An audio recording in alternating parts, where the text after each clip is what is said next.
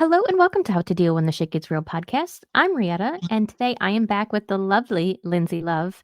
So, Lindsey, you decided to come back because we wanted to share, or I shouldn't say we because it's not really me. Lindsey wanted to share and do a deeper talk about DID, which I think is fantastic. So let's just start with the basic, Lindsey. What made you want to dive into the DID more? I feel like it's such a thing that like nobody ever really wants to talk about, and I think it's because there's a stigma that's and actually the stigma is actually substantial, right? Like when the movie Sybil came out, it was originally called multiple personalities disorder or syndrome, right? But because of that movie, they decided to change it to dissociative identity disorder because of the stigma that surrounded it, right? I Everyone actually didn't thought know that, that. So yeah. it hasn't even been a minute yet, and I already learned something. Continue. Yep. But there's such a stigma around it. I mentioned in the last podcast that there were people who, I told this to in confidence, and they're like, "Oh, well, yours doesn't look like someone else's, so obviously yours is not real." But that's the beauty of it all, is that like my just like your and I don't even know, you may not even have one, but your particular brand of mental health disorder is not going to match someone with the same three letter diagnosis, right? Like it's just not. Two people with depression do not act the same way when they are depressed. Two people that are bipolar do not act textbook the same way, and it's because our brain chemistry, along with external factors and internal issues and blah blah blah. It's all of that combined that create a person, and different people have different mental issues.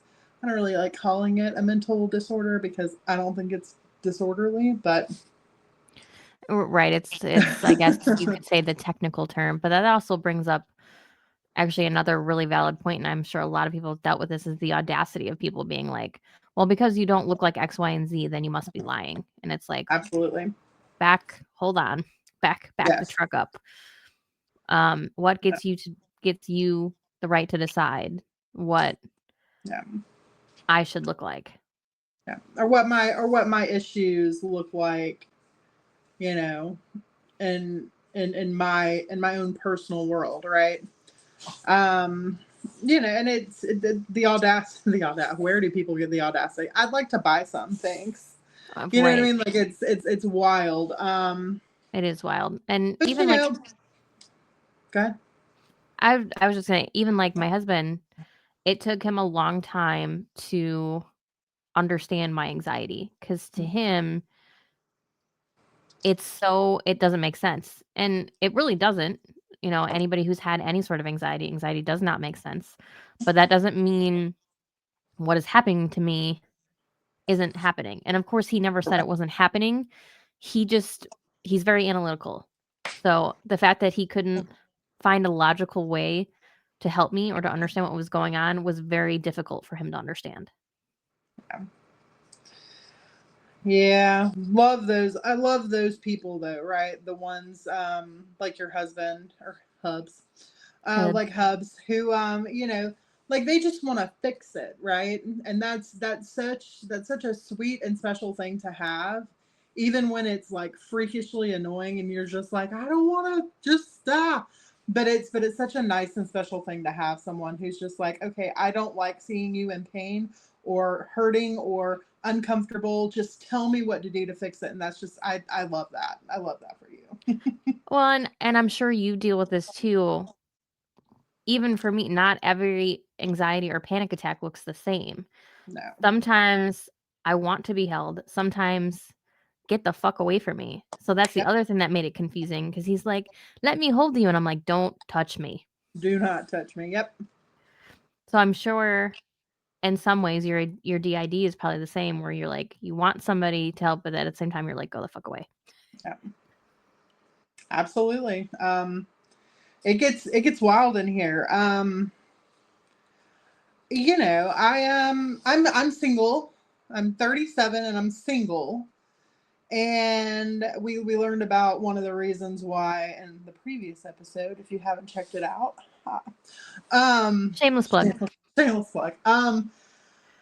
But after I left my ex-husband, I wanted to get healthy again, right? Like I needed to be okay in my own skin before I dragged someone else into the chaos that I was in at the time. And I've learned a couple of things. I don't think anyone ever fully heals. I think it's a lifelong um thing that you do. But I think Absolutely. there's a level you get to where you're like, okay, I can bring someone into the madness. At least that's how I feel about myself. And I reached that point little over a year ago. And I met this wonderful man, wonderful human being. He was so nice and smart and sweet and tall and all the things. Not that tall is a requirement. It's just a very nice bonus. And just so people know, because Lindsay is a fabulous tall drink of water, she's like 6'1", so, Like she's not 6'1". kidding when she says tall. Tall is nice. But I'm not prejudiced against short people. Got no problem with short people. My ex-husband was 5'5". So anyways, that is not the point. Back to the point, Lindsay. Okay, now I need to see a picture of you two together. Anyway, continue. Tomorrow. That's just that was an odd image in my head of picturing you, like, him really tall and him anyway, I'm sorry. It was very weird looking when we went out in public. But so I hit this place where I was like, all right, it's been 11 years. Right? It's been 11 years. I can try dating again, right? No. Mhm. I wrong. This guy was wonderful. His name was Nathan. He was brilliant. So kind. So kind. You know, metaphorically held my hand through all of the crazy that came up because he existed in my space. Things that I didn't know were going to be a problem until they were.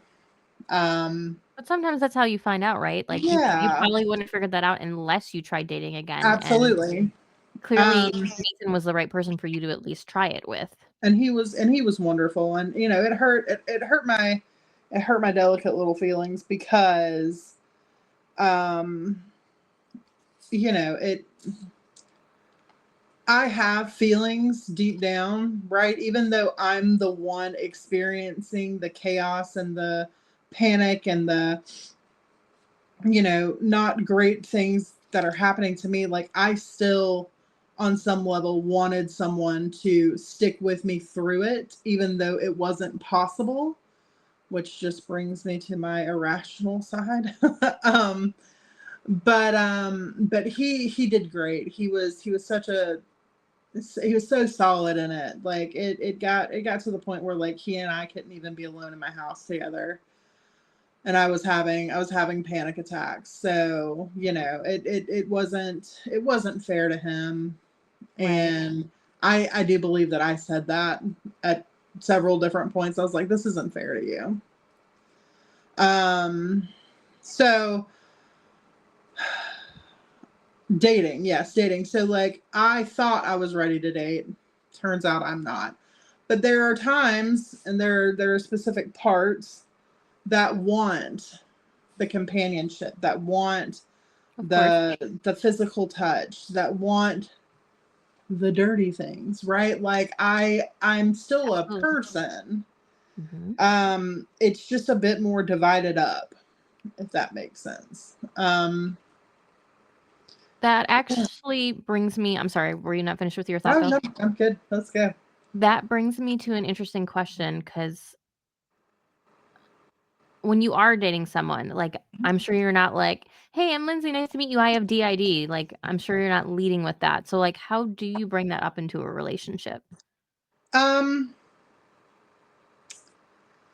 Actually, and this is a crazy thing that you're gonna hear, and you're gonna be like, really? Yes. If I'm actually interested in someone and I like want to either like long term friend with benefits, someone that I genuinely like as a person and I get on an intellectual level. Because with me, there's 3 different levels, right? If I'm physically attracted to you, awesome. And as bad as this sounds, and I know it sounds bad, I am no better than a man. But if I am physically attracted to you, cool. But you're disposable. You're interchangeable. I can be physically attracted to, anyone. Um, but if you don't get me on an intellectual or emotional level, it's boring for me. It's not going to go anywhere. Those are the people I don't even bother with. There's no point. There's a 50-50 chance that they're going to ghost anyways. So, that level doesn't get any kind of understanding. If I connect to someone intellectually, which is the highest tier for me, if I get someone on an intellectual level and they show certain qualities that I am looking for, I told Nathan. Nathan was aware. There's a new person in my life just recently. And on day 2, I sent him the first podcast. Shameless plug, go watch it. Second shameless plug. We're gonna keep track today. I almost feel like we should be doing a drinking game. Which I cannot because I have to work in the morning. Anyways, so I full send, like day 2 was like, all right, I like you, you like me, we like talking to each other. Let's see if you can handle it. Because if you can't, I'd rather know sooner rather than later. And that's kind of a lot of how I deal with the dating scene. Because I mean, not everyone's gonna just be like, oh, nobody's ever just like, oh, cool, you totally have multiple personalities. That's great. No one ever says that. But the understanding and the compassion it takes to like comprehend it, that's the important part. And both Nathan and this new person had that in spades. So Good. I'm just very, very picky about who I choose to tell. When you do put it out there, is there that fear of, like, the person coming back and saying something outlandish like, "Oh my god, you're crazy, don't ever call me again"? Yes, every single time. How many times have Every you time I actually tell gotten that, anybody. though? Huh? How many times have you actually gotten that, though? Um, with the exception of the people that told me that I was lying, I've never actually been told that. My family kind of brushed it under the rug and pretended like I didn't actually say anything. But everybody else has just been kind of like, okay. 90% of the time it's, okay, that's fine. That other 10% is, that's when people start asking questions. And that's what I like, right? Like, if you have questions, please ask me. I deal with this. I don't get to talk to every single person about, what goes on in my head because it's not appropriate to talk about it with everyone. So, Yeah. you I think know, that was an important thing to make, though, because I think I remember having a similar, like, question and answer with my therapist, with anxiety, like, um, one of my fears initially when I first had anxiety was, like, something stupid, like throwing up out in public and being embarrassed, and that was her question to me, "How many times has that actually happened?" And I was like, "Well, never." no, So I felt like that was an important question for maybe somebody else, whether they have DID or something else, and they are no, trying to date. That massive fear that we make up in our head that this person is gonna say X, Y, and Z no. doesn't usually happen. One of the things that I've learned, whether it's dating or in your interpersonal relationships, I keep it out of my work life simply because I work in corporate America and like they don't need to know. Yeah, that's not Um, any of their business. you know what I mean? Other than my corporate world, nobody. I completely forgot where I was going with this. Um,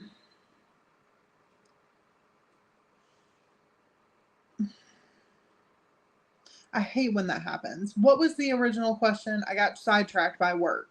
I was trying to let your brain process to see if it would catch up with you, because sometimes Nope. now, especially now that I'm 40, that sometimes I need that minute. So we were just talking about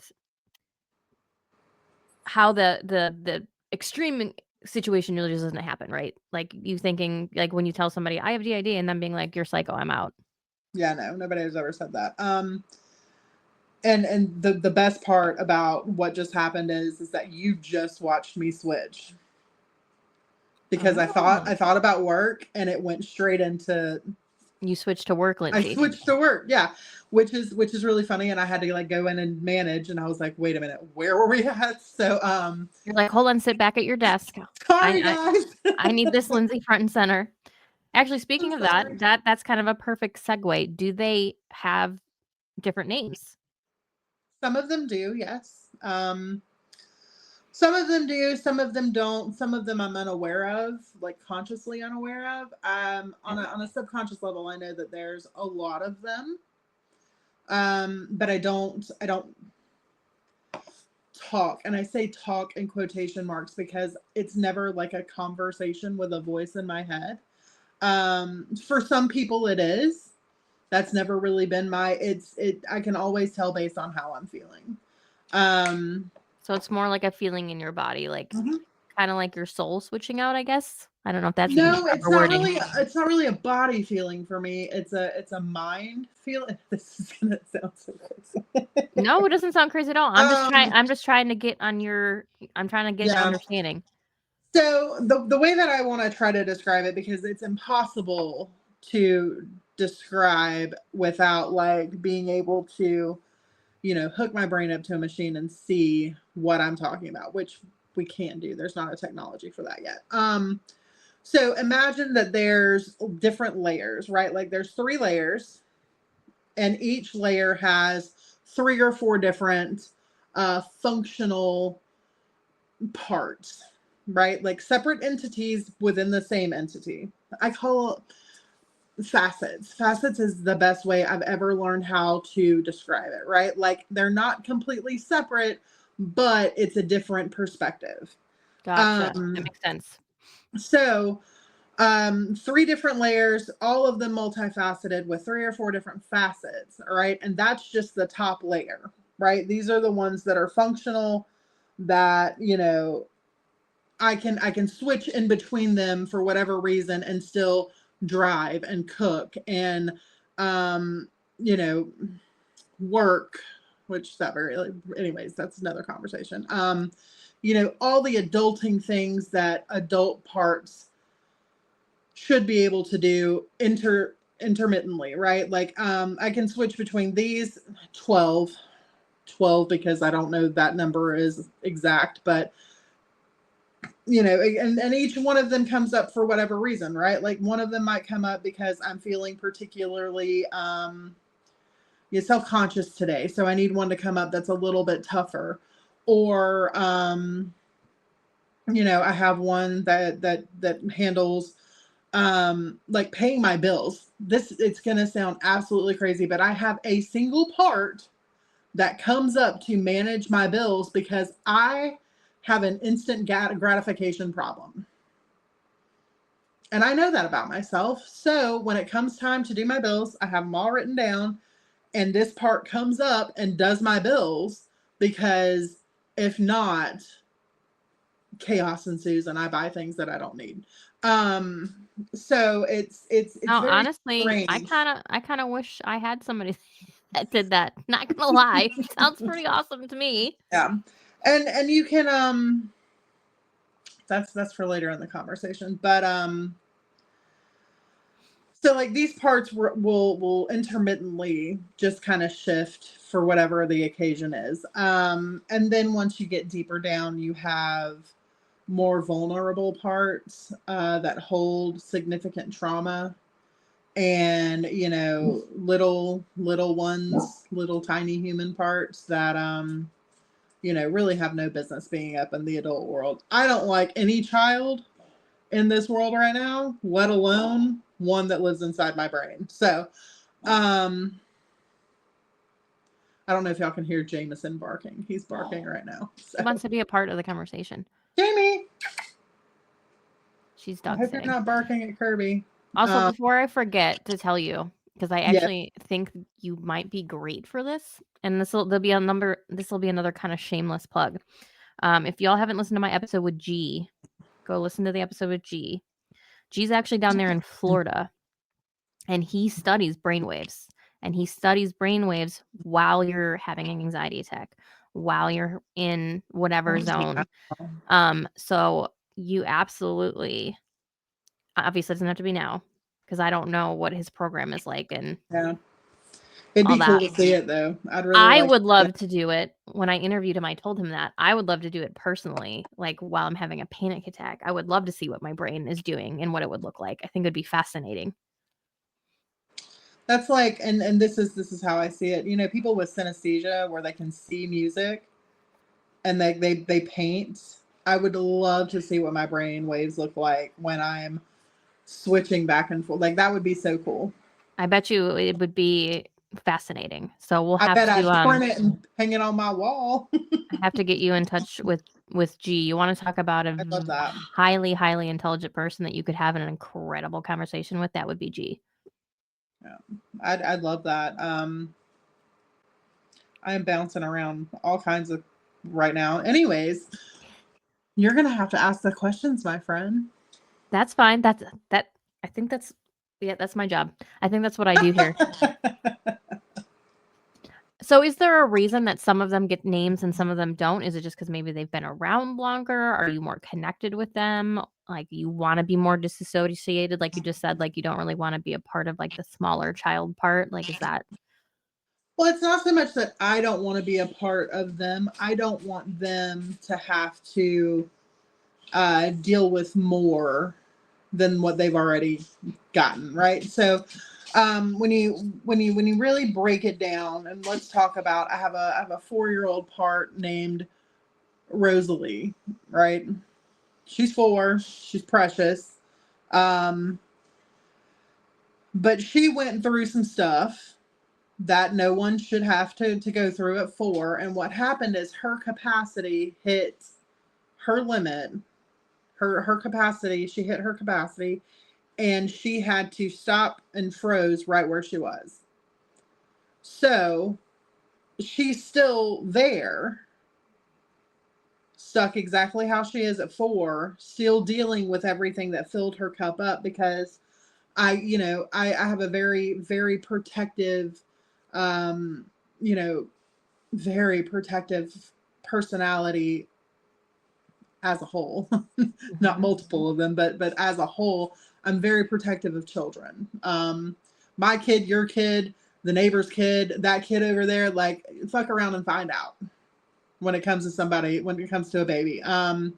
So I'm understandably protective of my own inner children, Mhm. for lack of a better word.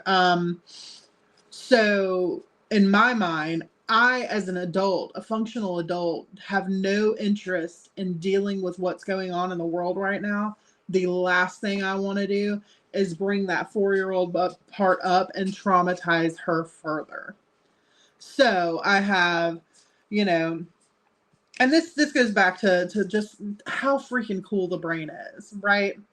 Um, I have parts not and I have parts in place to take care of the kids, but then I also have carbon copies that I just put out like that to take care of the children, and their only job is to make sure the children are safe and happy, right? So Like that's you their have the whole job. ability like the Matrix, but like a nice version.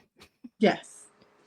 I was actually talking to Sandy earlier today, and I was like, I'm doing this podcast again, and like I want to ask you some questions because I wanted to bring some of her knowledge to all of you. Ooh, And yes.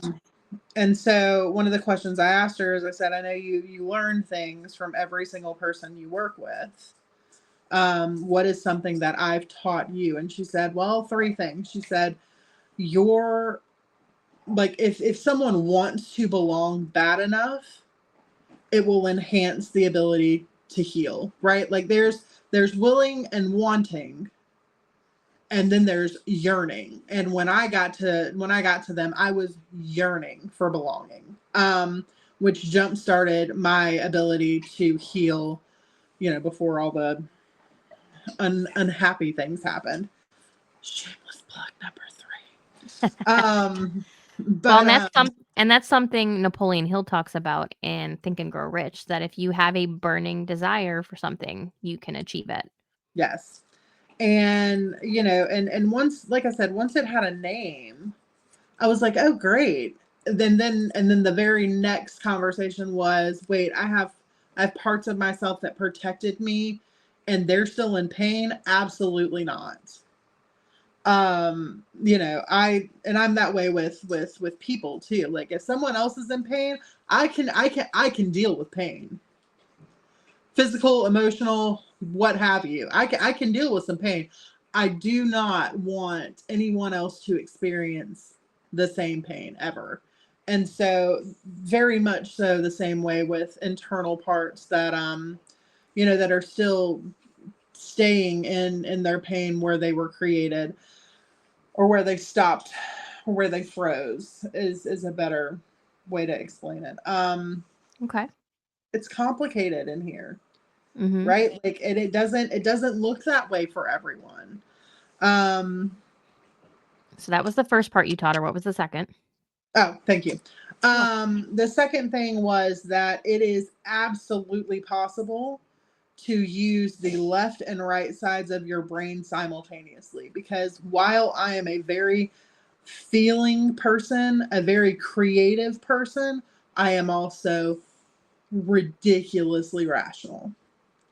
For instance, um, I created a space within the structure of my parts, right, for them to be housed and taken care of and kept safe from everything. So there's a creative way to do, like, the creative ability to like think that up and then have the logic backed up behind it, because hey, if I have a place where I can put these parts that don't really need to deal with the world right now, I did this, so I must be able to. It's chronologically logical, right? Like it's A plus B equals C level logic. And so usually you have right brain users and you have left brain users. I can do both. That's awesome. Simultaneously, yeah.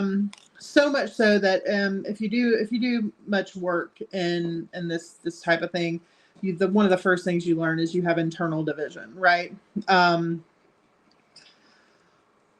My specific brand of internal division is light and dark, and I communicated it through my tattoos. If you draw a straight line down my body in the middle, this side of my body is all night tattoos. Night. Carpe Noctem. I have a fairy in the dark with the moon. I have a demon on my leg, and then on this side, it's more light based. Day of the Dead girl here. It's amazing how, and I had no idea. I was sitting down with Sandy. We were having a session discussing internal division, and she said, I was like, I don't really understand how, I would know that. And she said, you literally tattooed it on your body. She noticed before I did. I had no idea. That's fascinating. Yeah. And so it's a lot of things happen subconsciously that I didn't realize until I was older, and I was aware of what was going on. The third thing, and I want to make sure I say this right because I just had it and then I lost it. The third thing is that even with this level of dissociation that I deal with, you are capable of being extremely self-aware. Not everybody does that. Not everybody is so self-aware, but I have to be because I don't want to unintentionally hurt someone else because of shit I can't control in my own head. You know what I mean? Right. So once I figured out that there was a name to what this is, Mhm. how it worked, did some work around it, did some healing around it. It was a very intentional step to take to make sure that I keep myself in check because I can not let me reiterate this. Not everybody can. Not everybody with this dissociative identity disorder is capable of keeping it together as well as I do. Um, Call it luck, call it a high IQ. Actually, I have no idea if I have a high IQ. I've never tested it. Maybe I should. I bet you do. But like that's something that she learned, that it is possible to be self-aware enough to keep myself off medication. No, So that's fabulous. those were my three things. I love it. Also, I'm making a flower. She is making a flower. She makes amazing flower book vases, so if anybody needs one for their bookshelf. Another shameless plug. Except I did it for her. So I told you previously I have a dear friend that is actually writing a book and her FMC has DID. And Yes. one thing that I found fascinating as I was reading her novel is that this female main character has a male identity. So Yes. do you have a male identity? I do actually. His name is David. Oh. And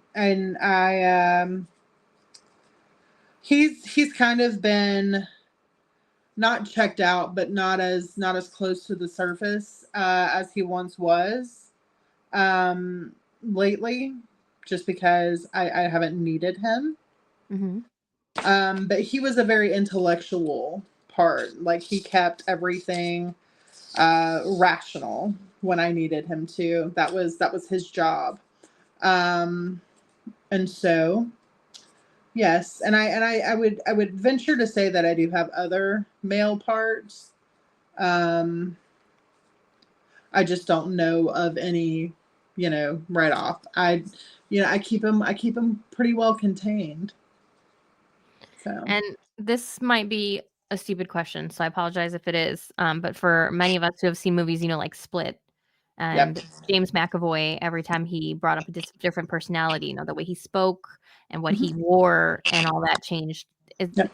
Does that apply to you, or is Mhm. that just kind of a fictionalized version of what DID I looks like? think I think that I think that there are absolutely instances where that's a reality. And when it gets to that point, right? Like, I feel like it's one of those things where, that's when you seek help, right? Like that's when medication needs to be addressed.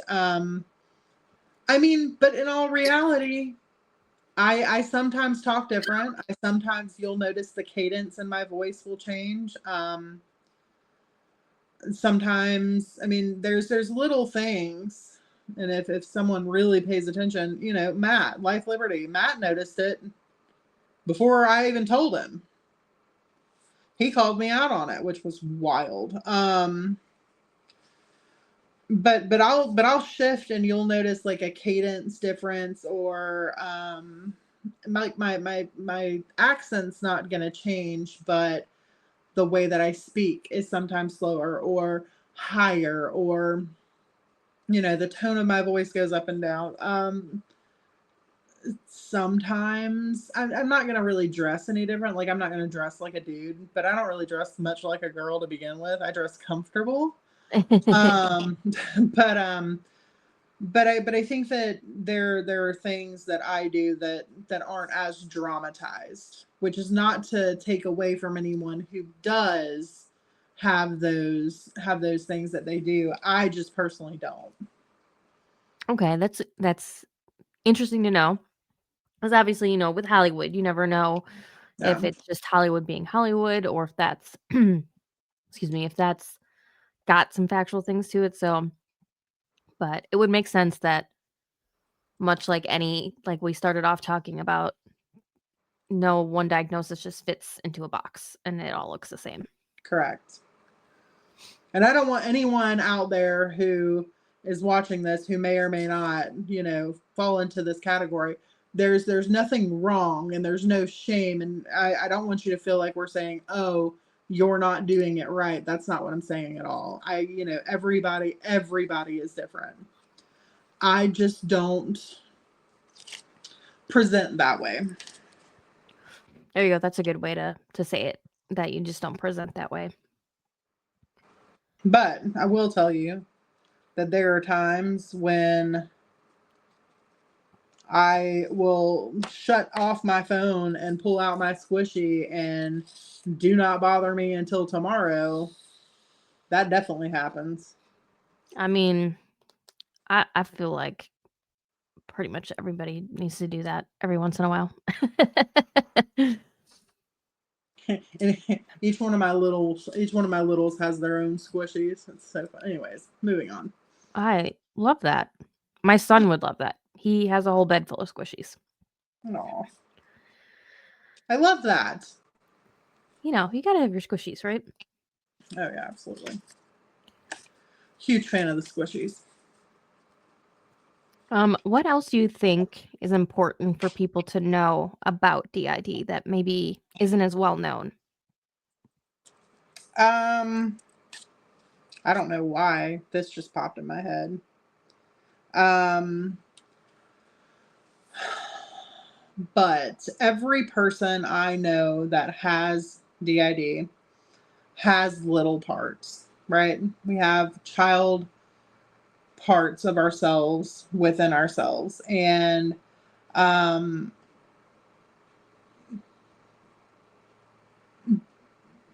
we're not kink shaming at all. Not at all. And that's not where I want to go with this. But any good um, dominant that you come across, because I genuinely believe that every single kink that I have is directly tied back to certain things that have happened that have created the person I am today. I can draw a parallel line from every single kink that I have to where I'm at, or where I was. That being said, if anybody is pressuring you to allow little parts out during adult time, that is not a safe person to be around. It is not a safe person to be around. You do not want to re-traumatize your little parts by allowing that to happen. Okay? I Has don't know that why. I don't know why someone wanted that said. I'm so sorry. No, don't be sorry at all. That is very important. Yeah. So, And I was gonna ask, has that actually happened to you, or did that yes. just come from like one of your little parts? They were like, please say this. Um, it happened. Well, it tried, and I got the fuck out of there. Because again, kids, man, I protect them all at all costs, every time.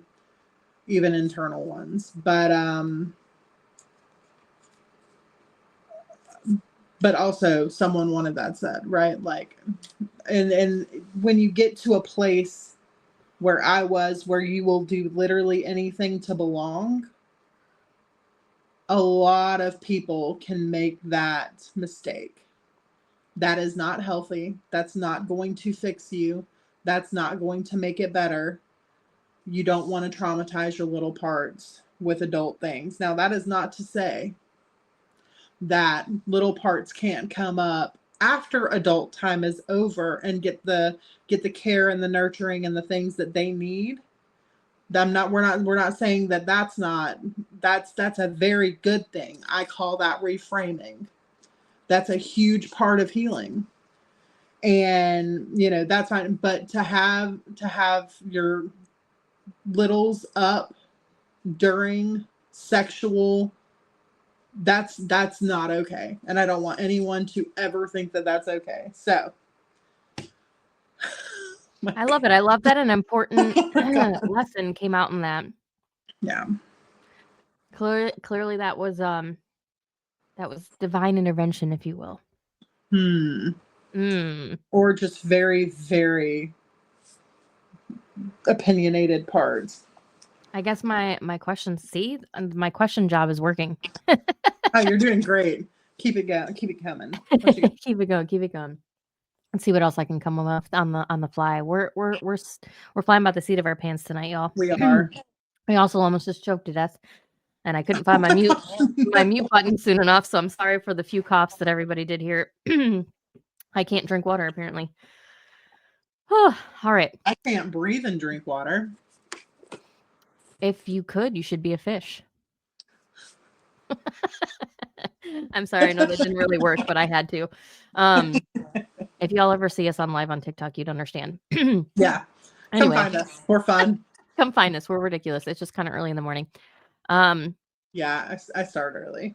I've already learned so much about DID. Once you were told, I know you talked about like when you were told it made sense. Did you ever have that moment where you like looked back and you're like, so much of my life makes sense now?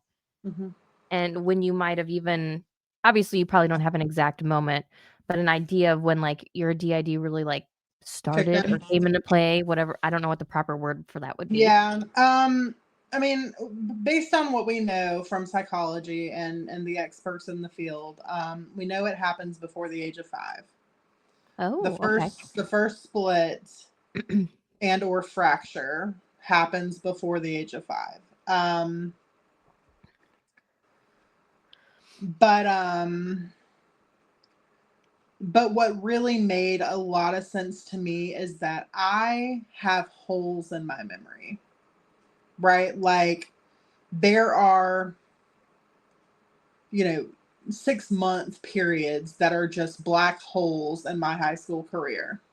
I'll get like a snapshot memory of something that happened in those 6 months. And then I'll remember everything for a little while. And then another, 4 months, and then, a year. And like, that's one of the things that kind of really, not reiterated. I guess reiterated is the word we're going to use. Tip of the tongue phenomenon. It reinforced. There we go. It reinforced this this diagnosis is that there are gaps in my memory from childhood all the way up to now, right? Like there's gaps in my 12 years that I've been away from Chris and under Sandy's wing, and under her care. But that's because that's how that works, right? Like they literally are formed. You have a cup, right? And when the cup gets full, well, it goes and it gives you another cup. And then that cup gets full and it goes. And some of it you remember, some of it you don't. Which just ties back into my theory that this is an epidemic. I genuinely believe more people have dissociative identity disorder than don't. So again, this might be a stupid question. Go ahead. But this is where my brain went. So does that mean if you, Lindsey, have gaps in your memory, does that mean one of your other personalities has those memories? Yes. Okay. Yep. Then that totally makes sense to me. Yep. So and it's complicated because when you say it like they're a cup, it makes them their own separate entity. But if you take all the cups, right, and you put them together, and it looks more like a diamond of cups. I know it sounds crazy, but just go with me on the imagery here. They're facets of the same entity, but each facet has its own, you know, and it makes up the person that you are. Okay, what about this? This is the image that came to my mind. It might not work, but this is just what Gimme. came into my this is what came to my mind. A pitcher with, like, it's sold with 8 glasses or however many glasses it comes with. So, like, you're the pitcher and all the individual cups are the personalities, and all the water comes from the same pitcher, but it's going into different glasses. Yep. Yes, but no, because Okay? it I'm can. trying. I know. And it's so hard to explain because it doesn't make sense. Like, the brain should not work this way to, like, our, you know, our logical way of thinking. And so yes, I am the pitcher, and yes, the water are the memories, but they can't be in separate glasses away from the pitcher Got because it. the Okay. pitcher is the person. So more like like if the pitcher was a fountain and the water just keeps circulating through the fountain. Yes, but they're separate. Damn it, I tried. I know. Okay, so think of a The diamond. rational All right, mind we're trying to gonna kick try in. this again. All right, so think of a diamond, right? A very big diamond. All right, and so the reason diamonds sparkle is because when you move them, the light hits the different facets, right? Yes. And facets, all they are just different angles on a rock. Okay, so now really big diamond. So now take the cup of my 4-year-old Rosalie, right? Well, when she hit her capacity, she became part of the diamond as a facet of the diamond. And then the part that came after her is the next one. And so they're all facets of the same rock. Got it. So if they shift, you see a little glimmer of Rosalie here, or you see a little glimmer of, but it's a much bigger structure because the brain's capable of remarkable things, because all of my parts live in a castle that looks like Hogwarts, where they have magic rooms that give them whatever they need. Magic's probably not the right word to use for it, but there we go. We get what you're They throwing have down. rooms that give them what they need, and they have minders, not like in a mental institution, not at all. Just people who, take care of them and give them what they need in order to be okay. I have a surface sexual part. I have a surface sexual part named Remy. And in order for Remy to stop getting what she needed on the outside, which means that all of us were subjected to those things, which is how I found out not to deal with the little parts and the sexual beings.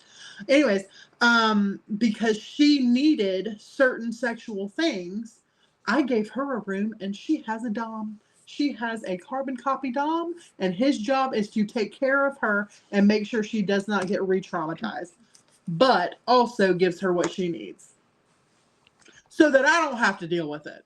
Love it. All the visuals that just came into my head is amazing. Sorry that we had to go through like multiple steps to get there, but you know how it is. I have a creative brain too, so my creative brain is like, let's make a picture. And like not that your diamond explanation didn't make sense the first time. My brain was just trying to make it more fluid, I think. Yeah. Got it. Okay. No, that's fascinating. I feel like I sound crazy. I think we all feel like we sound crazy when we talk about certain things, right? But here's the big and important question. Who takes care of Lindsey?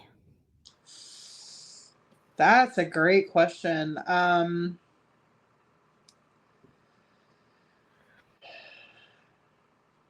Obviously, Lindsey takes care of Lindsey to an extent because, like all of Yes. us, Rieta takes care of Rieta.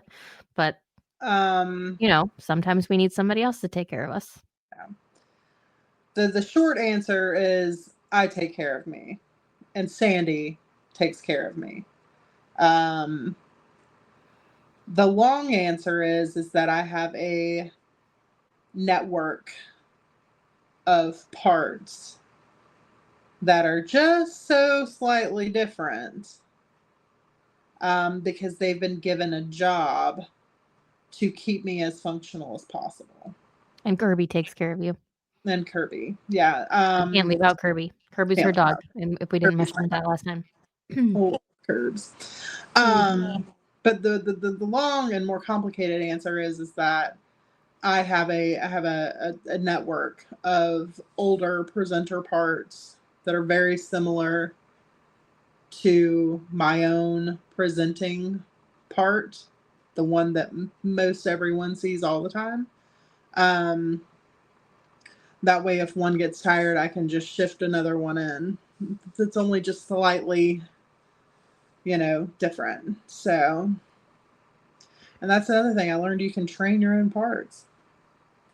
Okay, so playing off that, for somebody else who maybe has DID and they are struggling to find a balance between personalities, what would you tell them?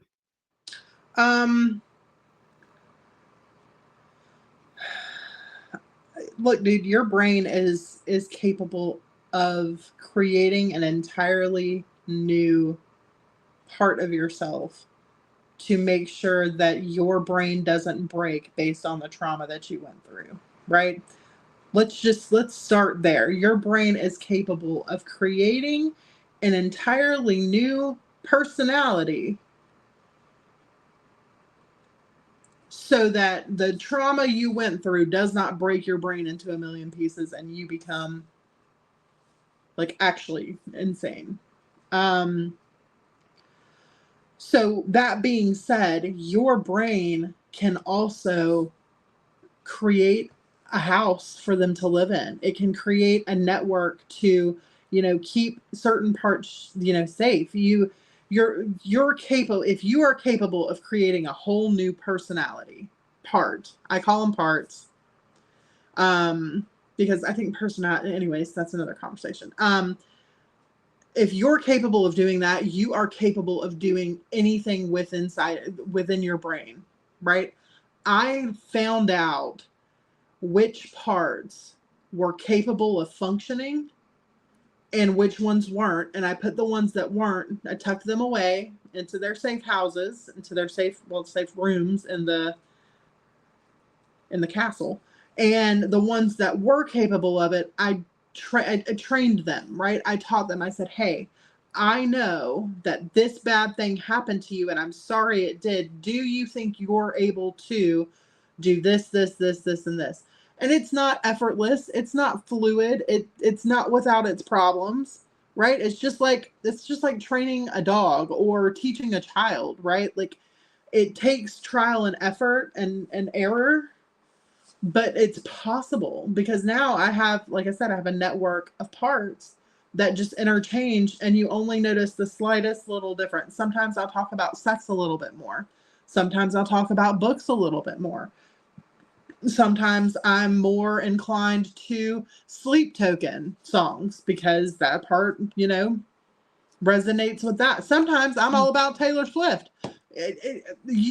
You'll notice, especially you now, because you spend time with me every day, you'll notice the little shifts now because one presenter part is not capable of functioning long term. Unfortunately, that's what happened when our brains fractured and created new parts. But there's a way around it. And it's not easy and it doesn't make a lot of sense.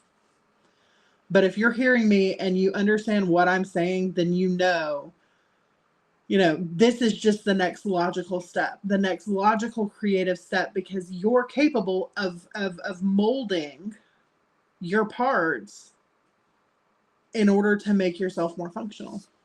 I really hope I answered that question right. No, I think you did. I think you did very well. And I think a great way to end this would be we kind of started talking about stereotypes. Yep. I think it'd be kind of nice to finish with stereotypes. What do you think is one of the biggest stereotypes with DID and that you would like to squash right now? And actually, I'm glad you asked this question because when you say dissociative identity, all right, so multiple personalities and dissociative identities, they're two different things, right? So my personality is that I am a carefree, fun loving, social butterfly type personality. That's never changed, right? Like I don't have a personality that does that and then a personality that's sad. And no, it's way more fluid than that, and it's not that cut and dry. Identities is a much better term for it, because my identity as a 4-year-old, Rosalie, was an identity at that moment in time, right? And she's still there. So that's an identity that revolves around her and what she went through. And she was bubble wrapped, not actually bubble wrapped, but like metaphorically bubble wrapped and put in a safe place. All right. And then the next part came up, and that is a different identity. So it's all the same person. It's just dissociated. They're just a little bit separate. Anyways, and that would be the biggest misconception that I've come across, is that, oh, well, you just change your mind and blame it on your person. No, my personality is pretty much the same person all the way around. You just get different versions of it depending on what part's up. That made no sense, did it? No, it did. I'm digesting. That's why I was nodding.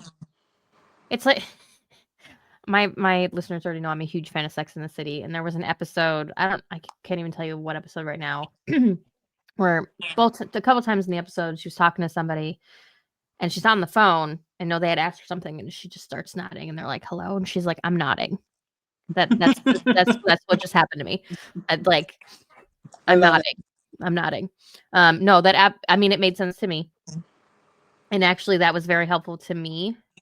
Not that I thought that you had different personalities, because obviously I've been around you enough. I know you are generally like the same person.